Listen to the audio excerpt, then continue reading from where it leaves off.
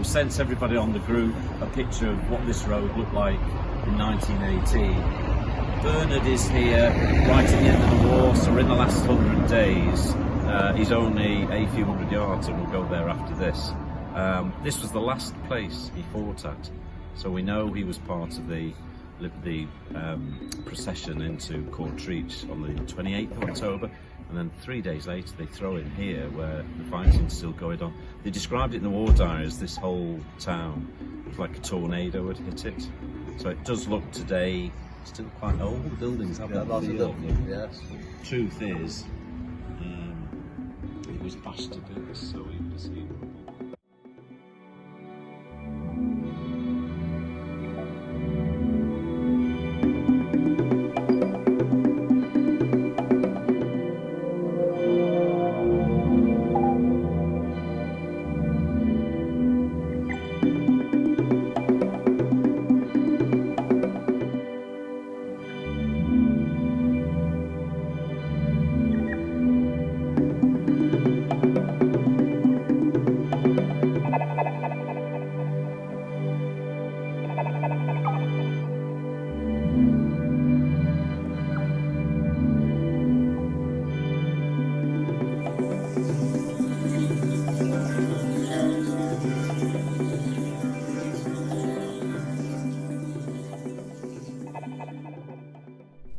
We've just come, we did say that Bernard, this was his last fighting day here, and we saw the church, which I think you're looking at now in the distance, really hard to see, just to the right of the sun.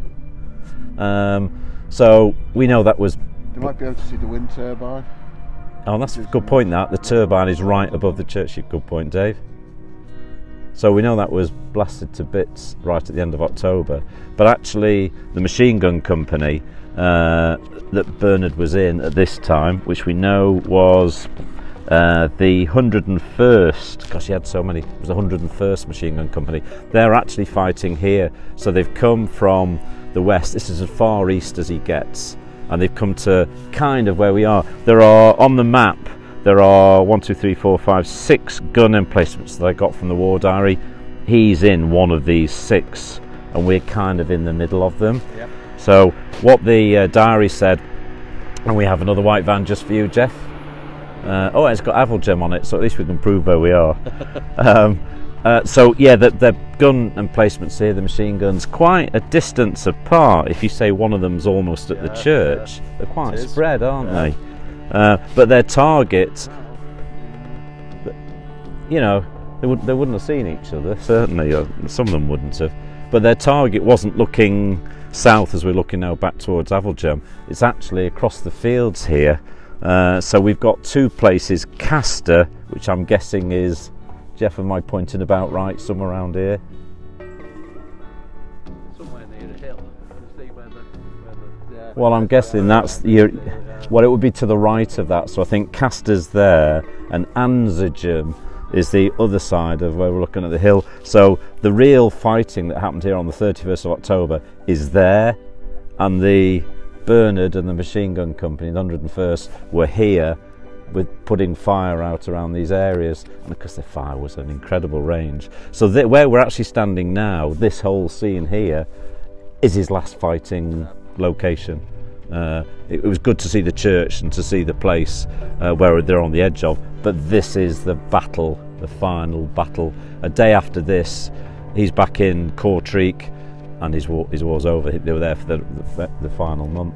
So yeah, this is quite a special place in his history, and it's funny that we're starting the trip at the end of his war.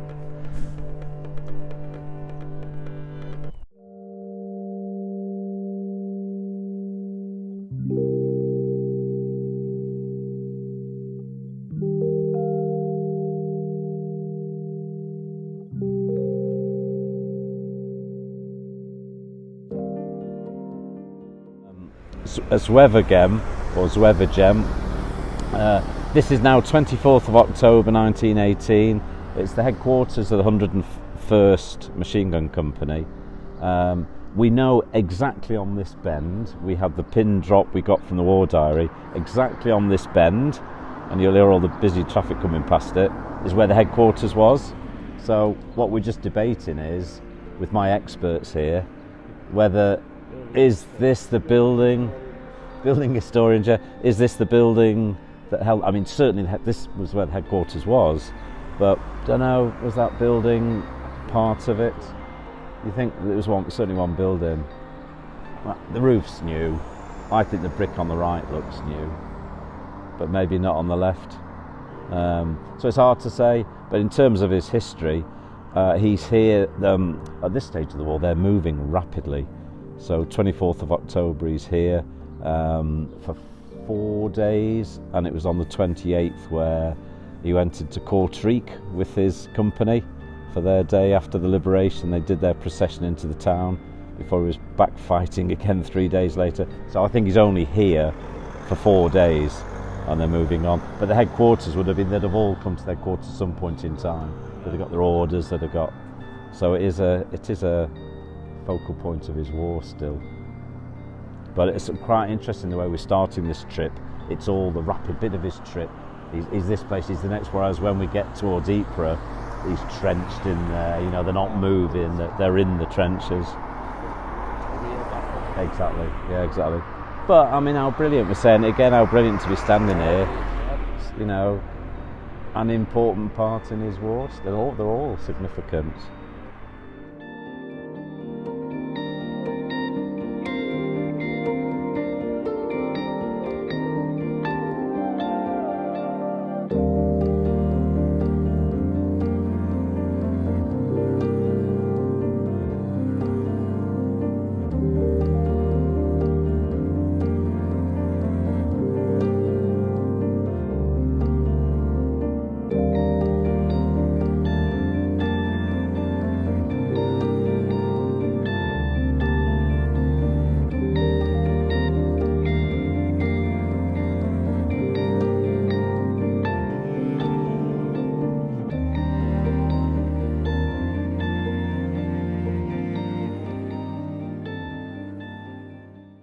We've moved away from the centre where we saw the headquarters, and we know of three machine gun places. He would have been in one of these three. It's only a 4-day period. Don't think they're fighting particularly here, but the scene you can see will have been the scene he would have had. They're in reserve here, so he's definitely not fighting during this 4-day period. Why have we just found the busiest moments of every car that's probably been in the town today is deciding to come down this way? So all of this is in reserve, presumably strategically positioned. So if they did something turn nasty, the machine guns would have been in the right place to defend, but it would have been defensive, let's say. Yeah, absolutely, yeah, retreat, no more than that. But another important place in his war, 24th of October, 4 days later he'd be in Courtreek, and 3 days after that would be the last time he was fighting. So we are in his last week. He's got a week to go, hasn't he, here? A week to go. It would be lovely to think they were that confident that they did know it was so close, wouldn't it? That would make it extra special. Yeah.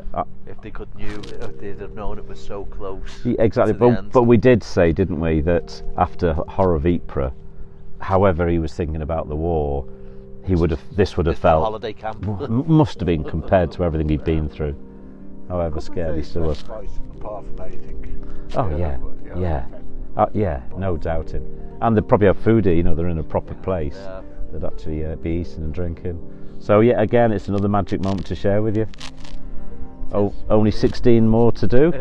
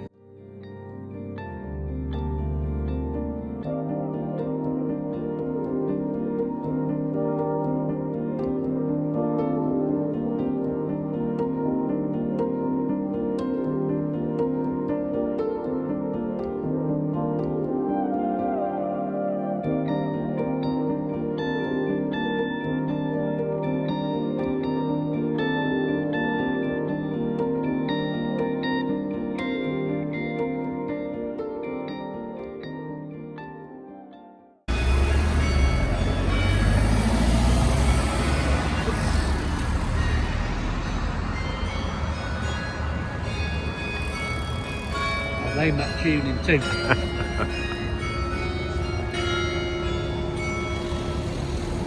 With 10th to the 15th of October 1918, we're doing this in reverse. So this is, but this is the Machine Gun Company headquarters. Still part of the last 100 days. 100 days, yeah. So so they're stationed here. They are moving very rapidly from here, but for these 5 days, we do know they were heavily shelled. Gas shells were here, so everywhere we're looking on this horizon. And sadly, I think his name was W.G. Pierce, was killed not far from here. We will go and see exactly. We know exactly where he was killed. But the usual thing with your granddad, he seems to have had a gas experience pretty well everywhere, and that'll be the theme of the next few days. It's just a real horror for him. But yeah, so this is. Was he hospitalised after this one? No. A mild one for him, this one. Oh, yeah, and I guess for a lot of the time they'll have been wearing gas masks, so the fact they had gas. But this was, Jeff, you were asking about, was it canisters? This was gas shelling, so this would have been unpleasant, but it's slightly different to the whole cylinder thing was really horrible. That would cover miles potentially, and I mean miles. But it does show, we think the Germans are on the back foot in October 1918. It's near the end of the war, yet they're still hammering these, Bernards here, so they're still the artillery is still, very active. And, one of his colleagues died, you just think, so close to the end of the war. I'm going to say it again that when you are here, other than the traffic, it's just so peaceful. It is. It's something amazing. How many times have we said it today? Yeah. You and Jeff have experienced it before, but it's amazing. It is so peaceful and. Yeah. You can't picture the killing fields. It's fanciful, that farmyard there. Yeah. It's the roadside of it is old, much older than the coming back. Yeah. That might be a rebuild after the shelling road. Yeah, who knows? Yeah, possibly. Ordinary extension. You know what will be interesting with doing this, because I've shared with you how we see the trench maps. Having been here, I think I'll call up the old maps and just see what buildings were there, check them against the photographs. It'll give a real sense. So this is Gellert, and with Gellert, the name behind me on the board, on the signpost. We're now going to go. I said W.G. Pierce sadly died here. I think the next thing we should do is go and find exactly where he was killed, and then we will go and pay respects to his grave. I think Bernard, your granddad, would really think that was an amazing thing to do, to follow one of his colleagues to the scene of his death, and then the scene where he's buried. Unfortunately, his body was recovered and is buried, so that'll virtually be our days up. So it gets more and more emotional, doesn't it, from here on in? Inevitably, because we've done the end of the war. We're now getting into some of the worst moments, particularly tomorrow. Absolutely.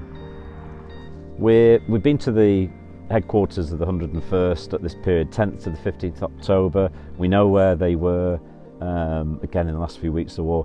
We just did the tragic story of W.G. Pierce that was killed on the 8th it was the 11th of October.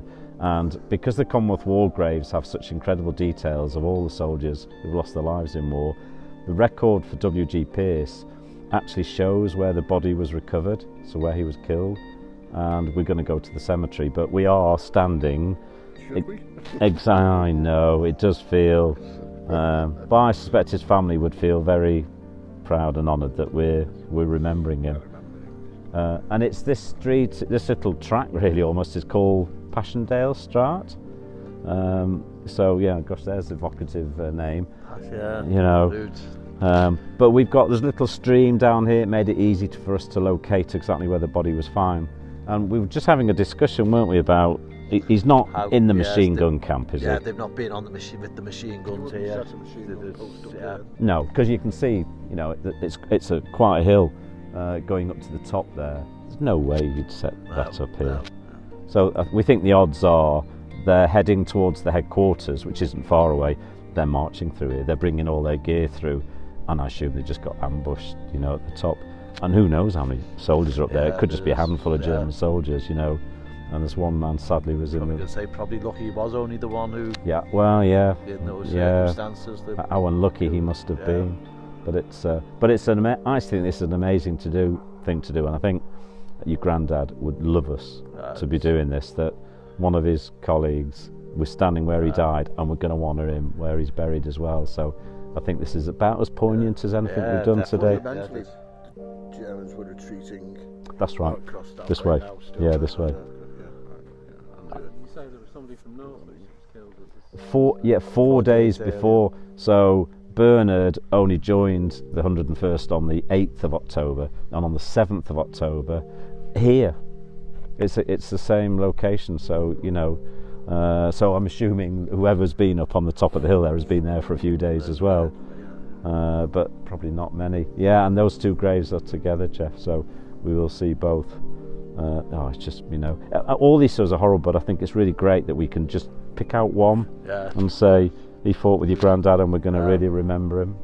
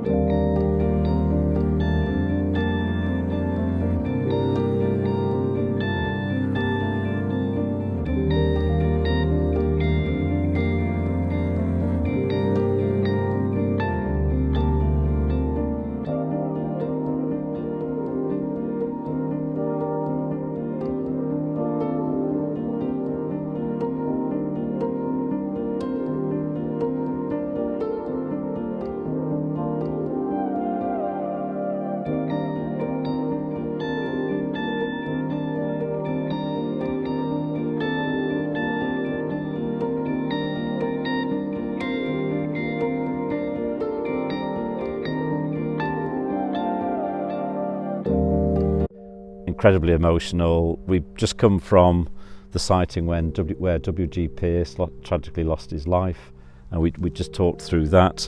It's just an amazing thing to then be able to retrace his steps to where he's actually buried here at Hooge Crater. This is just off the Menin Road, which was about as bad as it got in the war in terms of the severity of the fighting. The gassing here was horrific. There's just no good story around here. So it's a real honour to be able to come and remember one of Bernard's comrades. And what we'd like to is, there are actually two gentlemen buried here. There's a chap called Lewis who's from Northwich, so from Jeff's part of the world. He died 4 days before W.G. Pearce. Bernard had only just joined up on the 8th, he died on the 7th, so he wouldn't have known him. But they're buried together, and they're both in the 101st Machine Gun Company, so we thought it'd be really nice to remember them both. So I'm going to ask Bernard's grandchildren to lay a poppy at the graves, each of the graves.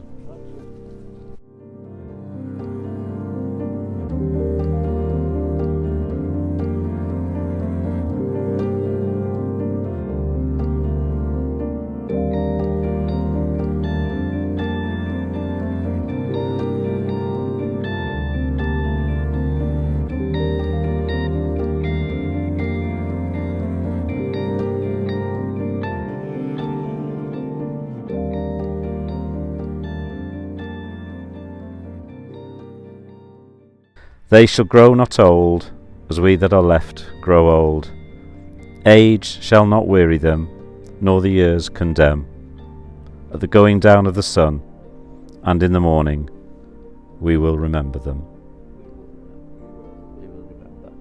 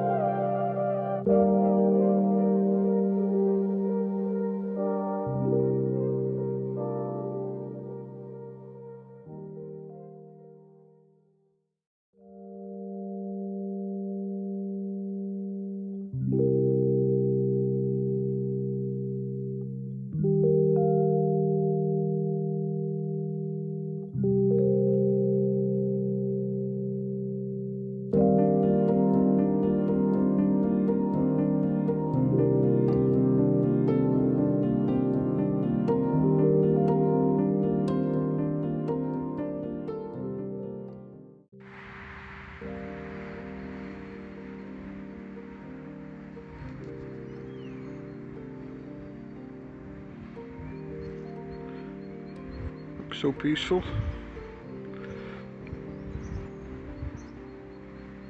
Craters caused by 4 landmines being placed by the British, killing 20,000 Germans.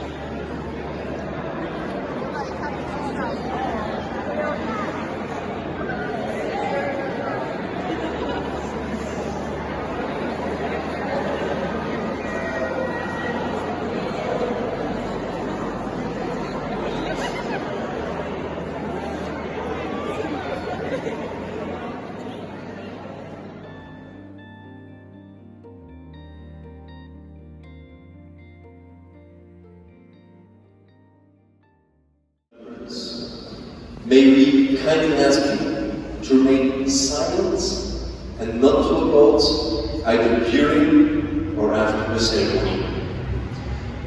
Goedenavond, dames en heren. De Last Post Association heet u welkom op deze dagelijkse herdenkingsplechtigheid. Mogen wij u vriendelijk verzoeken de stilte te bewaren en niet te applaudisseren, zowel tijdens als na de plechtigheid. Dank u.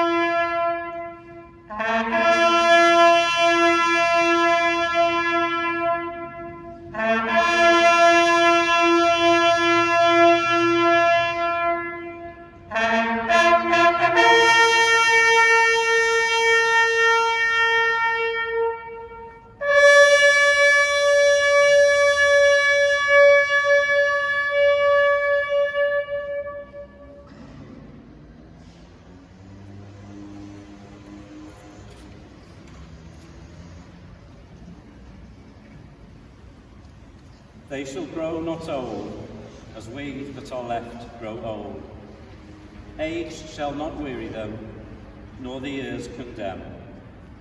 At the going down of the sun, and in the morning, we will remember them. We will remember them.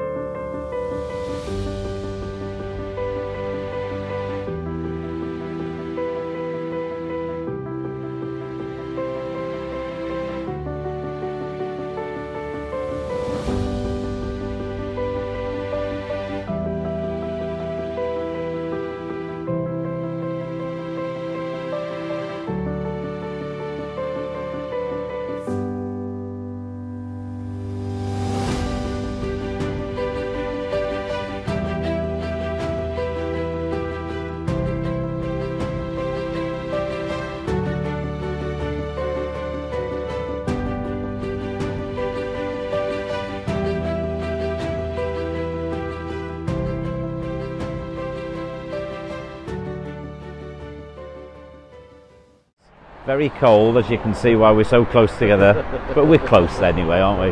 But we're just on the west side of Ypres, and we're August 1916. He was with the 12th Machine Gun Corps. This today is pretty well all around. He's fighting at the Ypres Canal, and this asylum rebuilt. It was, as everything was in Ypres, knocked to bits. But it was rebuilt, and it's the most. We think it's the most intimidating of buildings, isn't it? It certainly is. You know, but it was their headquarters. So he was here in August 1916, within sight of the Cloth Hall. This is in the front line still. They were having to put. There's no doubt about it that they're ready to send the machine gunners to where the action is. But this was their headquarters, so Bernard will have spent. Not a massive amount of time. I think we are only talking a week here, and he's moved to the north side of Ypres, so another place he's hopped in and out of. And it, as you saw from the photograph I sent earlier, it was just ruins. So, but a significant part of history. You know, just again, it's a privilege to be here.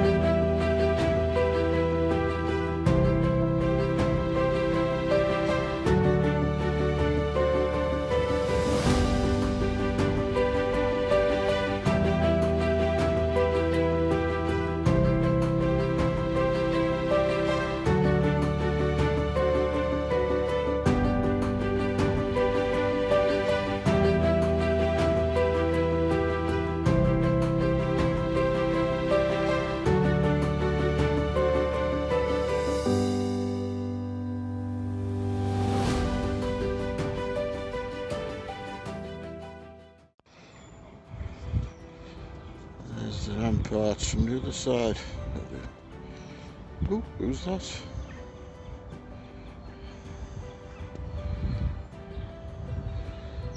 City over on that side.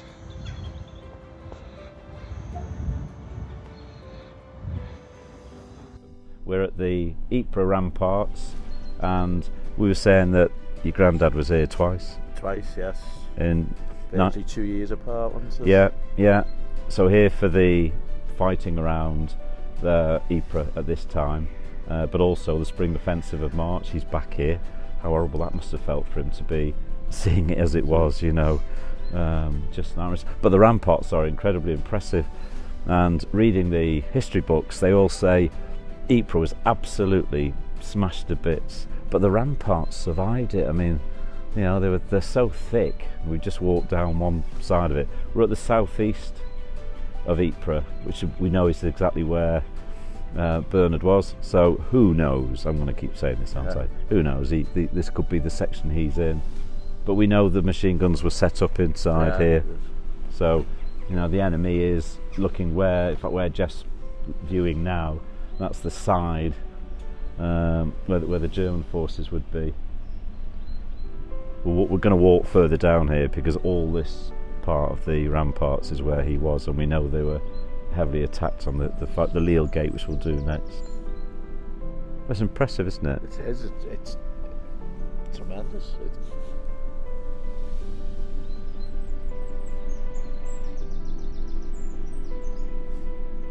Very peaceful. Oh yeah, and the sound of the birds. What a contrast, I'm eh? going to say, yeah, what contrast with us being here now and to what was happening then. And you were saying, Pete, it's almost like a beauty spot. If you forgot the history, you'd come here just to admire the beauty of the place. Just walk around here and you'd sit on a nice holiday stroll, sightseeing. Yet your granddad would have said this was the worst place on the planet in his life, without a shadow of doubt.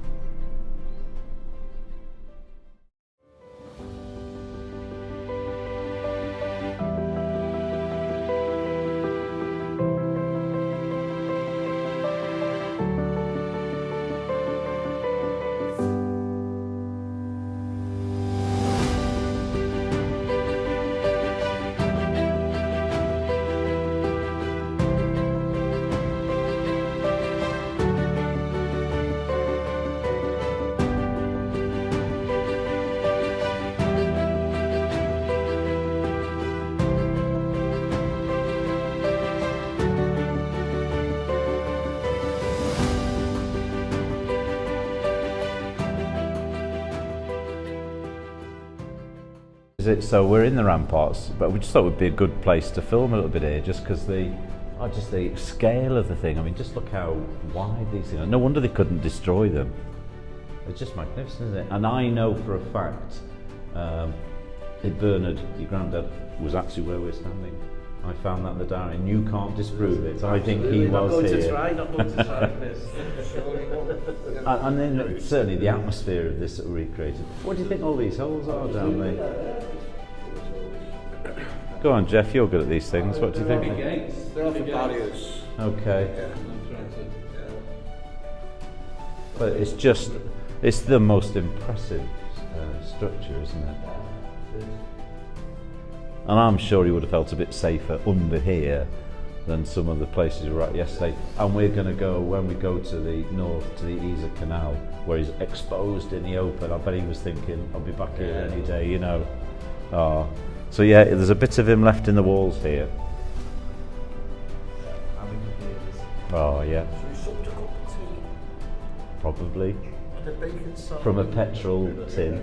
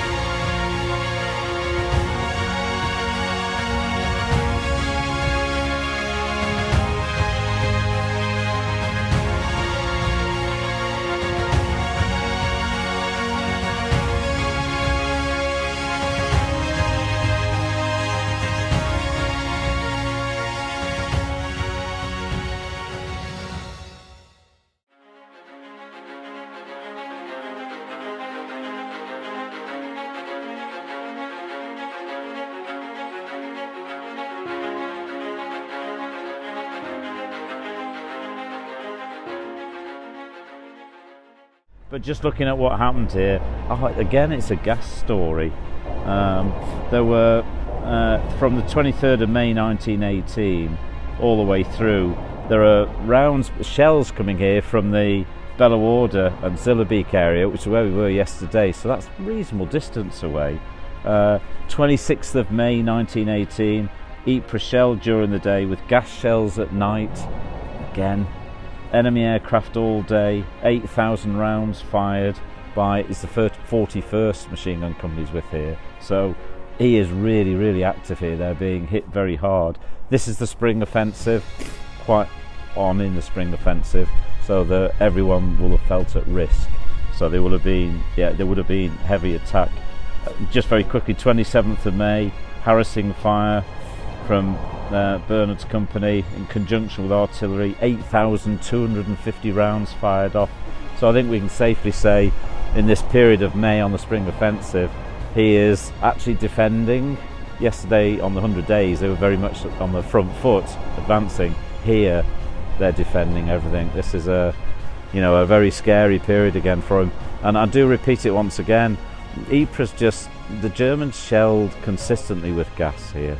So you rarely get away from that. So I think all of Bernard's experiences in this sector would have been gas. I suspect he had his gas mask on more than he didn't. But an amazing thing to say, but I really do mean it. It's a truly beautiful place. We've all, Pete and Dave, Jeff, we've all said the same thing. We're really respecting the history, and it's an incredible honour to be here to do all this. But the bottom line is, it is a really, really beautiful place and really peaceful. So I'm really glad that kind of it's what they fought for, that we're in the lives we are now and we can appreciate the beauty of nature. So it's a massive thank you for their sacrifices.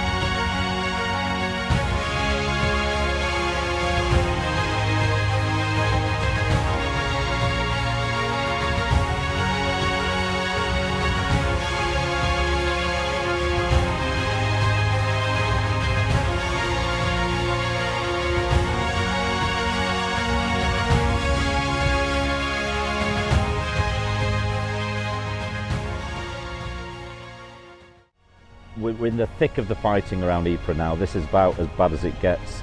We're at Essex Farm Cemetery, which I think is just behind us. And we know this is August 1916. It's in between the first and the second battle for Ypres. The fighting never stopped really around here. And we know he's with the 12th Machine Gun Company, and we know they were based here for quite a while actually in the fields just behind Jeff, so he's going to swing around, let you see that.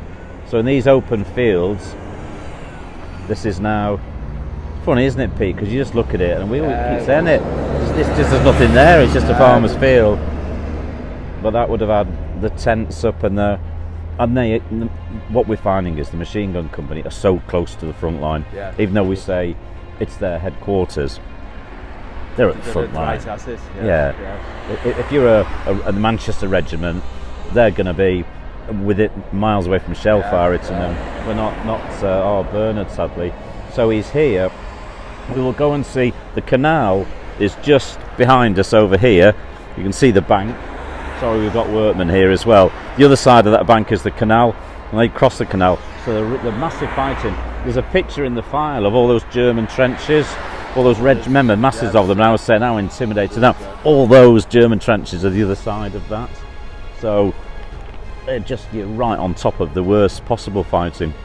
We'll go over there and see exactly where he was fighting. But sadly, during August, 1916, one of the men from the 12th Machine Gun Company was killed here. I know where the spot is. It's the same thing again. So we'll find out exactly where he died. But we're going to start off. Firstly, going to see if we can find Dave, because he's gone walkabout.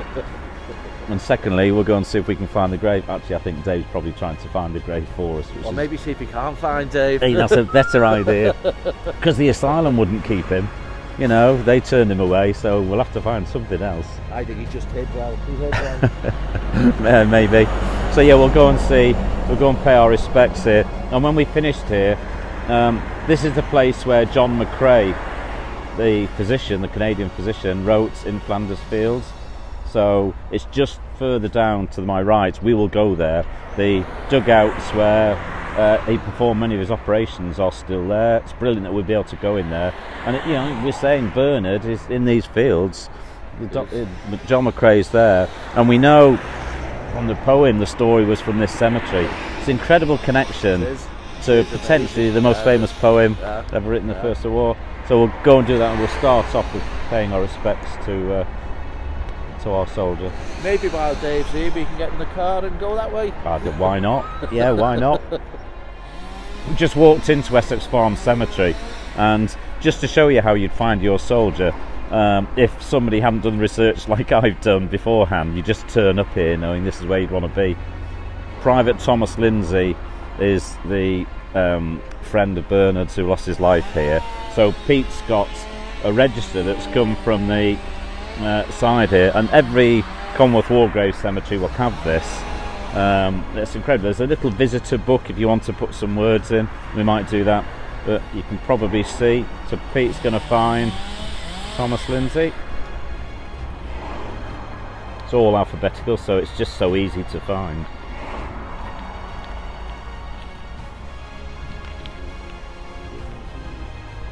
Oh, there he is. Second from bottom, yeah. Here we go. And he's a Preston boy. Oh yeah, one of mine. So he's fighting alongside Bernard on that day. Didn't you say it yesterday, Pete, about you're just lucky whether it misses you and hits your colleague? Yes. You're the lucky one who survived. Exactly. And the grave reference is there, 3B9. So we have a plan of that. So we'll head to 3B9 now. This is now the grave of Thomas Lindsay, Private Thomas Lindsay. We're here to pay our respects. It's just brilliant. We can do this. As yesterday, we're going to follow his story and how he died. Obviously, he would have been really near Bernard. We don't know. He could even have been in the same gun crew, you know. So this could have been a very personal story. So the first thing we're going to do is leave our poppy at the grave. And Dave has made sure that. But do you know, could you do it? Because my knee's probably not going to stand up to that. Pete, I've just thought of that. It makes sense. Was it a Preston lad? So I was going to have the honour, but my knee's sore. So that was very. Oh, thank you, Pete. And I do think it's a beautiful thing, isn't it? Yeah.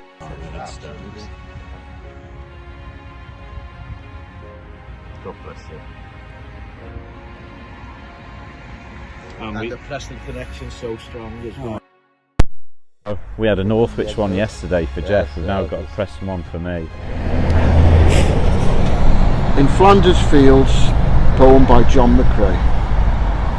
In Flanders Fields the poppies blow, between the crosses row on row, that mark our place, and in the sky the larks still bravely singing fly scarce, heard amid the guns below.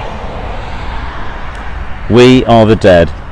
Short days ago we lived, felt dawn, saw sunset glow, loved and were loved, and now we lie in Flanders Fields.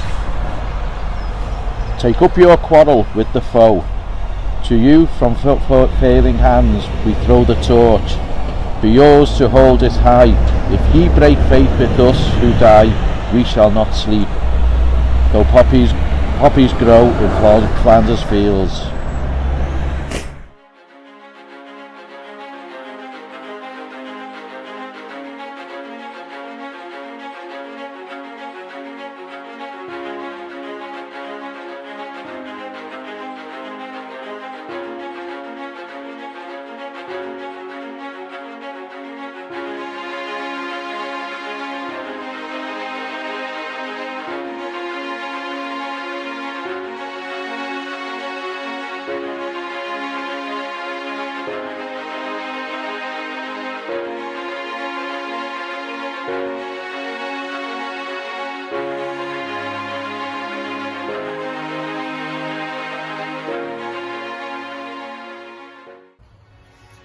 just done John McCrae's Mansfield poem, read more beautifully than it's ever been read ever, I would think. Oh, I'll agree with that one. But we're now in one of the, we said about John McCrae being a doctor, a Canadian doctor, and we're in one of the dugouts. That these dugouts were just right by the battlefield.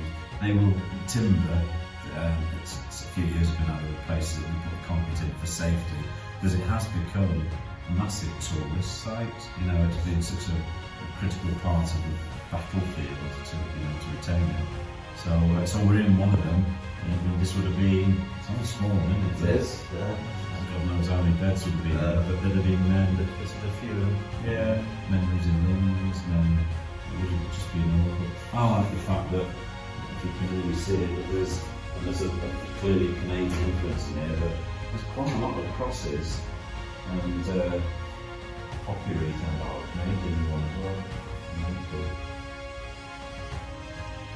It is very much a shrine. I've just noticed now, it's printed off on the other side.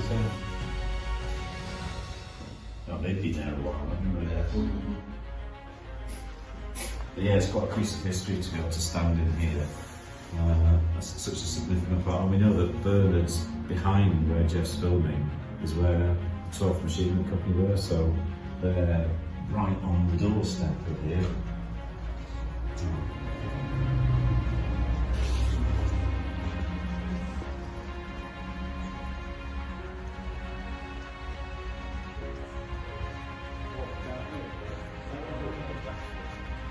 Cut that and do it again.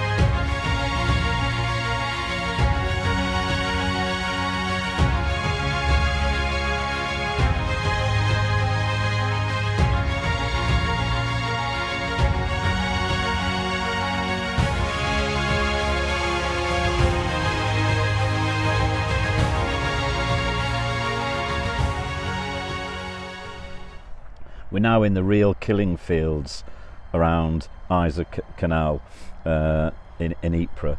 So all the fields around here were just absolutely horrendous. We know the 12th Machine Gun Company were scattered around here.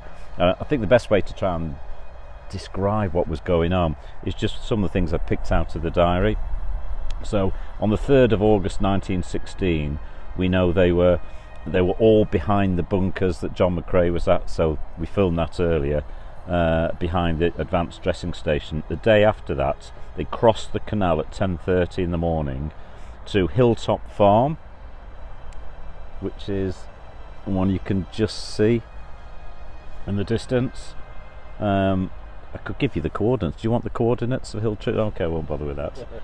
Yes, please. The others would be bored, so the others wouldn't know what to do with them at home. Well, so try 28C 21C 9.6. Exactly, yeah. Okay. But the reference in the diary was exposed positions. When you look around, it's the one thing we've commented. All of this, you must. Is an understatement, Isn't it just? We've also commented, haven't we, about the number of cemeteries. You'll see some of them on Jeff's panoramic view. So many men, and these men will have died pretty close to where they're buried here. I think they counted half a dozen. Yeah, at least half a dozen of them would just be in here and still see more. The area here, you might remember when I did the YouTube film, saying that the headquarters back by the canal, there were no communication trenches. So Bernard would have been here 3 days on and probably 3 days back, but during that period they couldn't bring supplies to them other than at night. So there would have been men. So if you were here, there would have been men waiting for something, and some brave men crawling across this in the night. So decisions had to be made by the command, the people on the field, rather than the guys would normally. And I think I put this stat on the film. On the 4th of August, 102.5k filled belts were issued and 91,000 bandoliers. So the equipment they were given, to use during this period, I'm going to say it again, the 5th of August, gas alert. You're not in this area and you avoid gas. It just seems to be part and parcel of, it's horrible, isn't it? And it was because the wind was favourable, so the wind must have been blowing from this direction. So they say straight away, as I say, it didn't happen, but they were all expecting it. So 6th of August, holding position at Essex Farm Cemetery. Came from weather very hot in the day. So we've done lots of stories where we think the weather was horrible. This wasn't that. The weather was piping hot here. 7th of August, half the teams relieved. In fact, Sir Herbert Plumer came to see them. So it could be that Bernard met the Commander-in-Chief. But the really sad, poignant part of our story is Thomas Lindsay, that we just went to see his grave at Essex Farm, was killed with a direct hit at Crossroads Farm, which is where we're actually now standing. We've come to here because we wanted to pay our respects to potentially a member of Bernard's crew. He could be one of the 4, 5 men that we don't know, but he got a direct hit from machine gun fire, from German machine gun fire, and he was killed here. And one thing I did remember reading about this was that all the battalions that were around here, this was the 12th, either side of Bernard's 12th was heavily gassed on this date, the 8th of August. But it missed the 12th, got away with it. It was really weird reading the diary, that this, so you could say the whole of this area for miles was gas clouds everywhere, but not this little bit where we were. So he was carried some luck charms with him as well. There's absolutely no doubt to that, Pete. Absolutely no doubt. After that, I've just described the 8th of August. Sadly, Thomas Lindsay dying here. The day after, the War Diary said uneventful. I mean, can there be an uneventful when you're out here? You wouldn't be writing your letter home saying boring day today, but we're smiling about that. But the truth is, just looking around, we've been quite touched by this, because I think of all the things we've done, this is probably in the worst area we've been in. You can just see why, can't you? Exactly.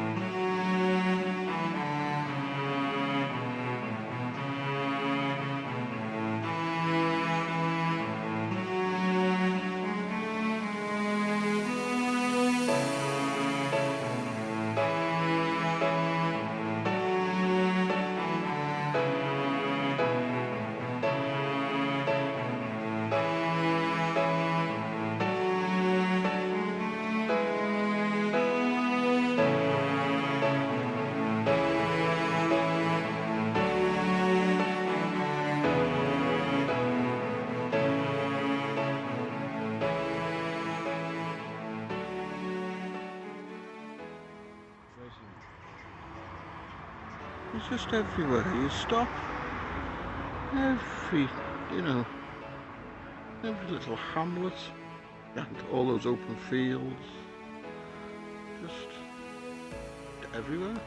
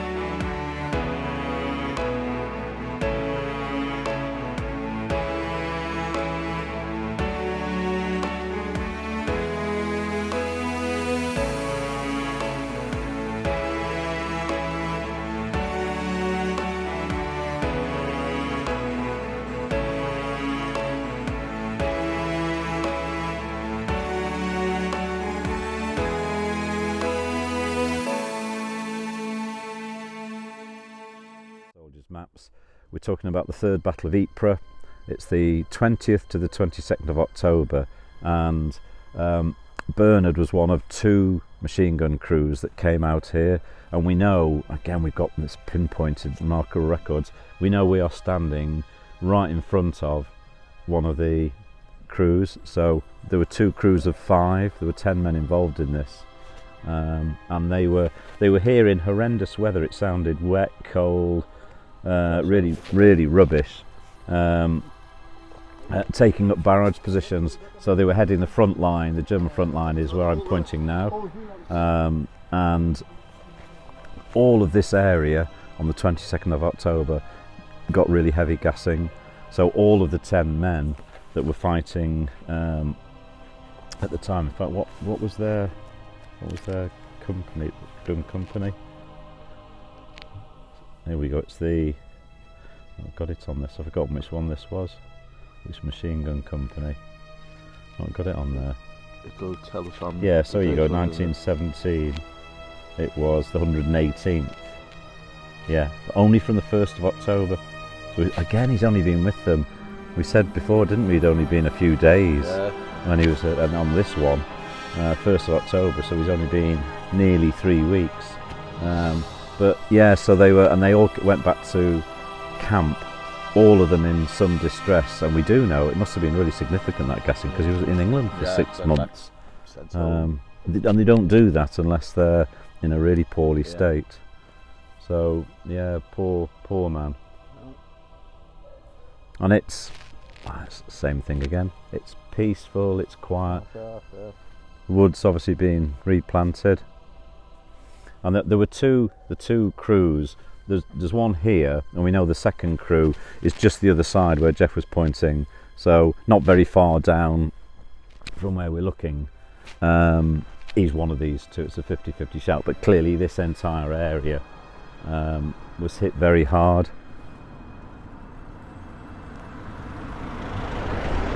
Yeah, so kind of right thing that we finish our day, I think, here. We did think. Photograph that they need to link in, isn't it? How did you have I've sent that, yeah. And, so Yeah, good point, Dave. That photograph I sent earlier. how obliterated the place is. And we've sent the new one. We sent the old one of here a month before. Of here? Yeah. Oh, you sent a photograph here. Oh, right, great. But the old one, what Dave was saying is it shows we're looking at trees, and even though it was a wood in name, it wasn't. It was, it was just open terrain. So. But you can see there's quite a rise here, so for once they are actually going up a hill. But yeah, it was here 2 days and then came back in distress, and within no time was back in England.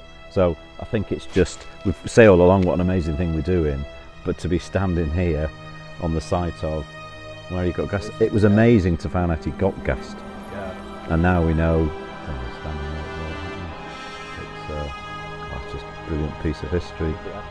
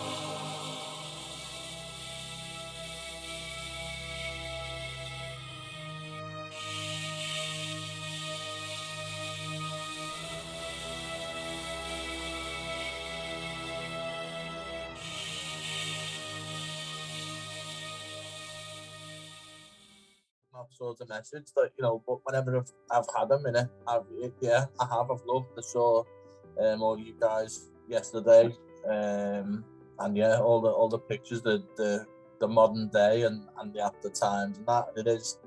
It's amazing, isn't it? It is amazing to see. I think everyone's loved following along what you guys are doing. Has Otis been interested? The only thing Otis is interested in is being a pain. Dom, I'm going to be on your case if when he's 10 years old he doesn't know this history. You had it. I'm in for you. Well, maybe there'll be another trip in 10 years' time. How about that? But it has been, That's awesome, unbelievable. To actually come to these places.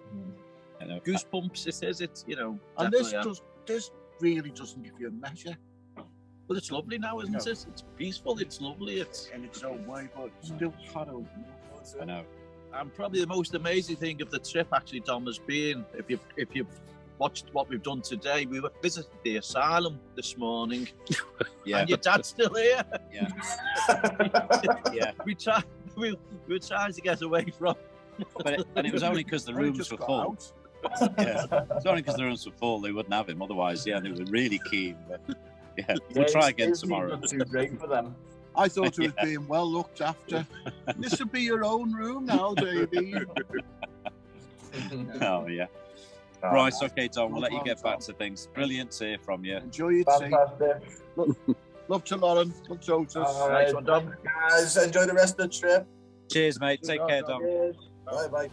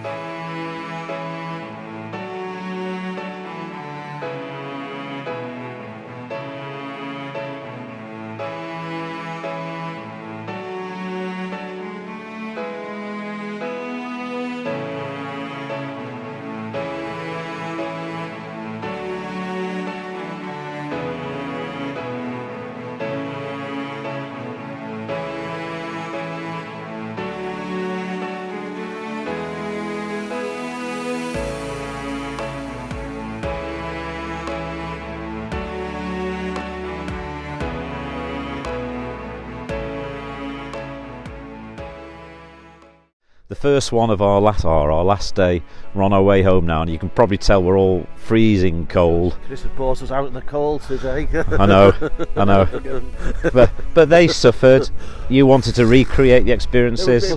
They had loads on, Chris. Yeah, they did. They had heavy packs on, but we're in this is a really significant part of the history of the First World War. To our right is Kemmel Hill, and we're just southwest of Ypres, not very far, 15 minute drive maybe. Kemmel Hill was a rare thing in the First World War that we actually held the upper ground. Most of the hills, most of the vantage points the Germans had deliberately, they dug in, but we held the hill.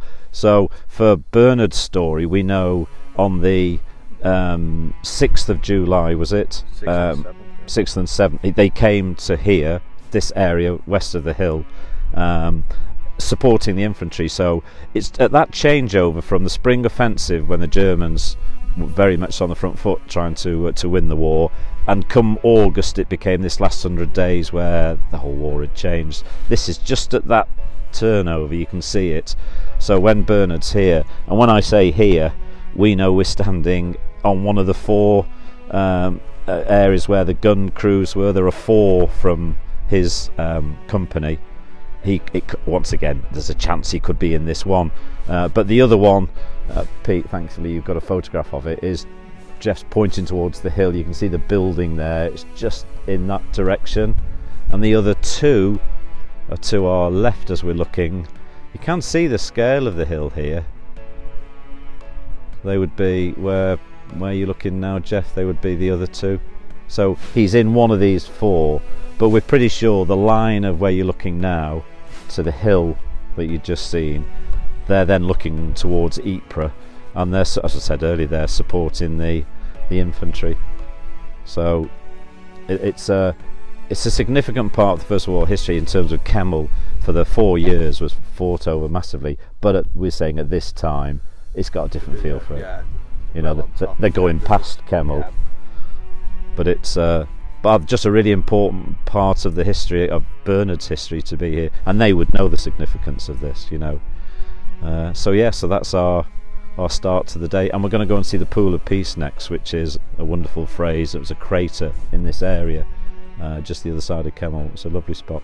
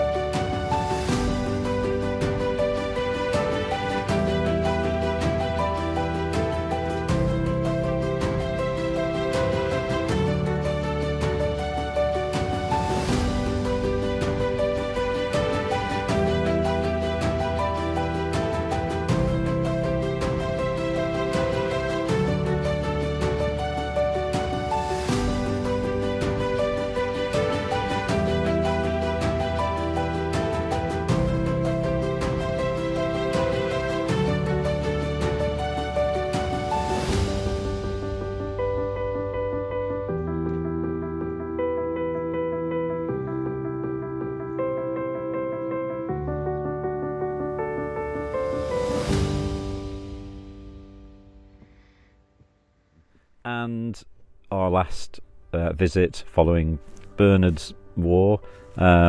It's August 1916, so this is pretty much straight after the canal that we were at yesterday. Within a few days of having the horror of there, he's at Hill 60.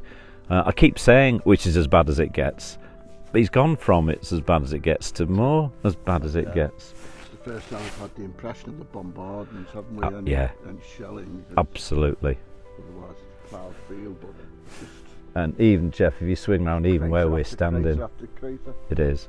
You can see that, just what Dave's saying. You know, the lie of the land.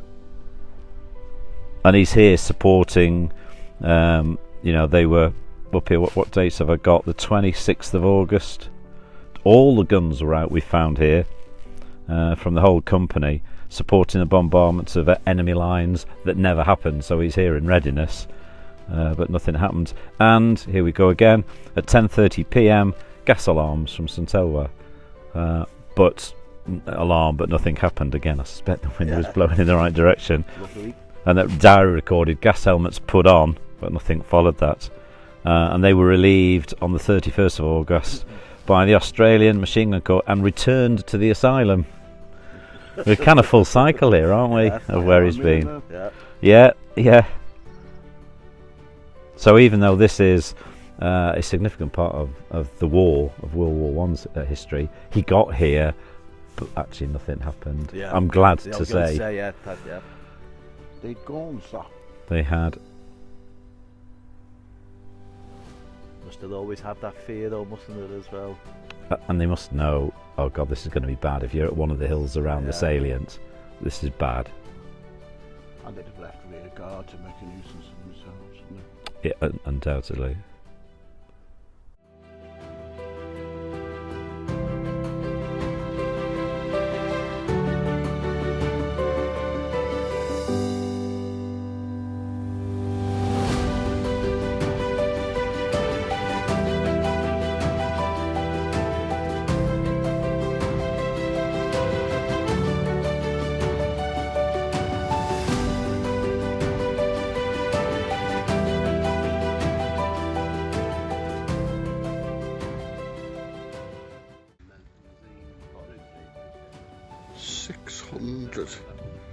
Soldiers vaporised here, this landmine.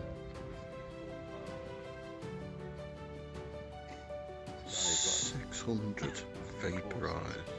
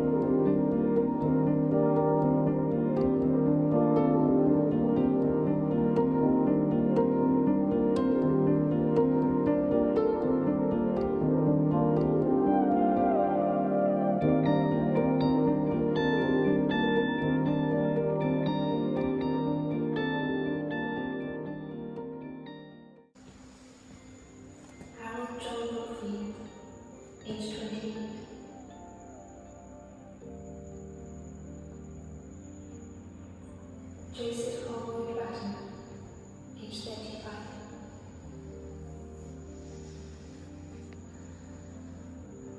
Thomas Ernest Gray, age 19.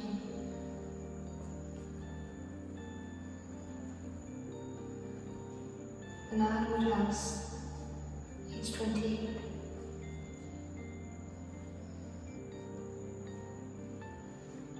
Dixon Entwistle, age unknown.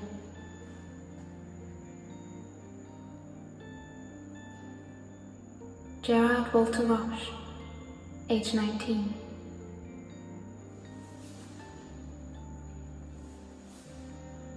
H. Simon, age 36.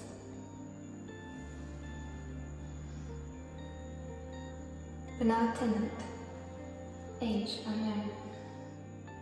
We are absolutely at the end of the trip now. We're at Tynecott Cemetery, which is the most enormous, it's the biggest cemetery, Commonwealth War Graves cemetery in the world, and it's really brought us down. You can't come here and not feel incredibly sad at what's gone on here.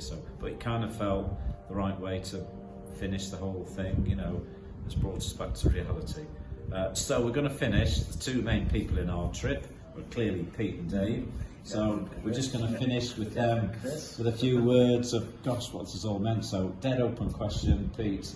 Try and say in a few words, what has this meant the last 3 days? I'll put it into words, Chris, but it has been absolutely awesome to be out there, to know you're in the same spots as Grandad was, to try and take in the enormity, to feel it, to close your eyes when you're there and just try and imagine it all. And it's been the best thing as well. It really has. Frightening, harrowing, everything like that, but the best as well. Chris has done a brilliant job, and our cameraman has as well. Jeff, all that's been brilliant. I've got just had a funny feeling as we were driving from our last base. I said to Chris, it might sound daft, Chris, but I said I feel as though we're leaving them behind now, and it's true. It feels daft or sounds daft probably, but that's the way I feel over it. But yeah, it's been brilliant. So Dave, Pete spoke so well, and we've all spoken well, just how dramatic these 3 days have been. I don't know how you can add to what Pete said, but your words, what's it been like? Well, I can only add my words, and they won't be any better, but it's been fabulous, and it's been fabulous as well because of the organisation, the research that's gone into it, the facts, the figures, the linked up journeys, even though we were going backwards and forwards in time. But seriously, the proximity of it all has been brought close. You read about the First World War, the killing fields and things like that. It's amazing how small a distance this is that killed so many people. I know the trenches went from the sea to down to Switzerland. Just this area, Flanders and Ypres. That's over 1 million people. Must be well over 1 million people. Well over 1 million people. Just incredible. But as far as my journey goes, that's it.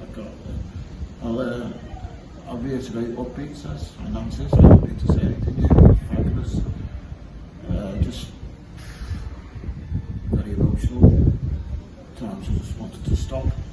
I'd say it's been a great trip, made all the greater by great company.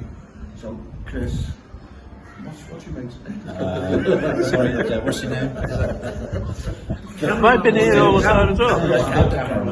The top half of Jeff. Thanks, guys. It's been great. Thank you. And I'm on the same theme, but my very last question I wanted to ask you two guys was, and you can talk over each other, was just how much has it meant to you having 20 family sharing this journey through If they get half as much as we've had out of it, then yes, and I hope they do. I hope they all watch the video, but I'm sure they will watch the videos and react to them, and yeah, it's brilliant that they wanted to be involved and are involved. And we felt they'd been with us, haven't we? Yeah. We felt through it all, but whenever we were... And all of them, I know they've mentioned in the past, they realise how much you've put into it, Chris, and we will tell them again how much Jeff's had been a tremendous help as well. Without him, you wouldn't be seeing all of this as well, so it's a massive thanks. Jeff's the quiet superstar. You never get him in front of the camera. Oh, we've got one. So we're allowed to finish on one, Jeff. No, okay. It's just not in his contract. I need to rewrite the contract. Yeah, doubles me fee. If any of you want weddings, get in touch with Jeff. So the very last thing you've got to do is just say goodbye to everyone. Cheers, guys. Bye to all you tremendous followers. I hope you enjoy all of this. It's been a tremendous trip.